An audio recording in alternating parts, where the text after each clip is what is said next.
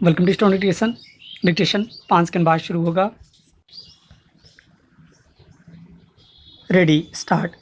उपकार यानी भलाई करना अत्यंत श्रेष्ठ कर्म है। हालांकि कुछ भले लोग ही भलाई जैसे श्रेष्ठ कर्म करके पुण्य की शाश्वत कमाई करने में सक्षम हो पाते हैं। किसी से कुछ लेने की आंतरिक आकांक्षा व मानसिकता का ध्येय पाप कर्म, अपराध, अकर्मण्य, भिक्षावृत्ति की श्रेणी में गिना जाता है।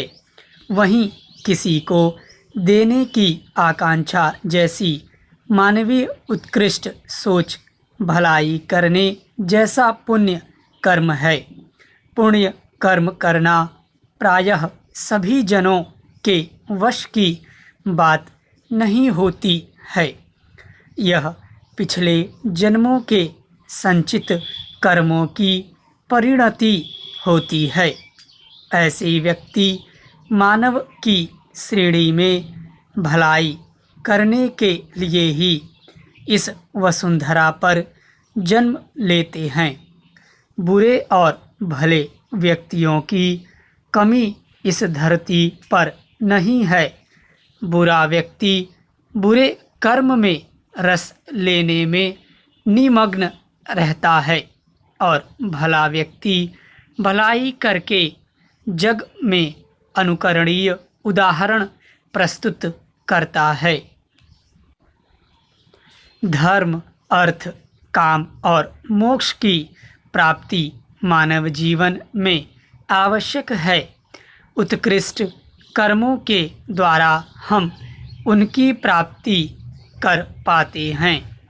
उत्कृष्ट सोच कर्म का फल सुख, शांति और मोक्ष के रूप में प्राप्त होता है और निकृष्ट चिंतन कर्म का फल ईश्वरीय विधान के अनुसार पाप, दुख, नारकीय यातना और बंधन स्वरूप होता है।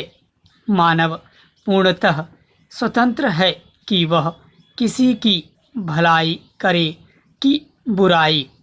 स्वर्ग और नरक का पथ सबके समक्ष है। सद्बुद्धि हो तो लोग स्वर्ग का पथ अपनाते हैं और दुर्बुद्धि हो तो नरक का द्वार खुला है। भलाई करके व्यक्ति वास्तव में स्वर्गिक सुख और आनंद का रसास्वादन इसी जीवन में पाकर संतुष्ट हो सकता है। यह जीवन का सौभाग्य है, परंतु दुर्भाग्यवश मानव बुरे पथ का चयन कर जीवन की दुर्गति कर बैठता है और जग में निंदनीय बन जाता है। भलाई का कर्म करने वाला सदा जग में पूजनीय बना रहता है। भलाई अर्थात परहित।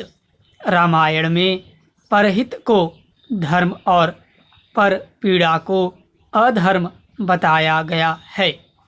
दुखी पीड़ित को देखकर हृदय का द्रवित होना और भलाई करने की उत्कंठा की जागृति देवत्व की जागृति का संकेत व सूचक है।